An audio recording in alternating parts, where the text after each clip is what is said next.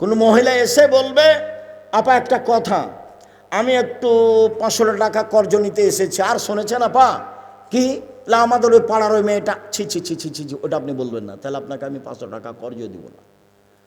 ওর বদনাম কিন্তু আপনাকে কিন্তু খুব ভালো লাগবে।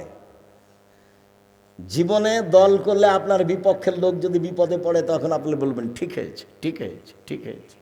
আমি নিজে হাতে দেখেছি, নিজে চোখে দেখেছি গরু জবাই করতে। প্রতিপক্ষ যখন বিপদে পড়েছে, তখন উনি খুশিতে কী করছেন?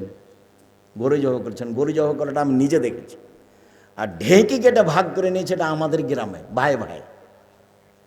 ওটা ওটা আমার চোখের দেখা। যখন আমরা পড়াশোনা করি না, ঝগড়া লাগলে দৌড়িয়ে যাই, তো দৌড়িয়ে গেছি ওখানে, এমন ঝগড়া ভাই ভাই দিয়ে ঢেঁকিটা কেটে ভাগ করছে। তারপর যেই থাকবে না, ও বলছে থাম রে, আমি তো এখান থেকে চলে যাব, এমন লোকের কাছে জমি দিয়ে যাব, আমার ভাগ যে তোকে গুতাতে পারে, এভাবে বলছে। আমার দিনের মতো মনে আছে।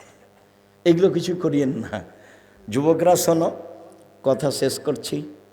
5 ওয়াক্ত সালাত, হালাল রুজি, চিন্তা করো, পথ আল্লাহ করবেন ইনশাল্লাহ। কোরআন তেলাওয়াত, অন্তত সূরা ইখলাস 3 বার পড়বা, আল্লাহকেও বলবা যে এই যে কোরআন মাজিদ পড়লাম। 4, আড্ডা পিটা হারাম। আড্ডা পিটা 2 ধরনের, একটা মোবাইল নিয়ে আর একটা দোকানে।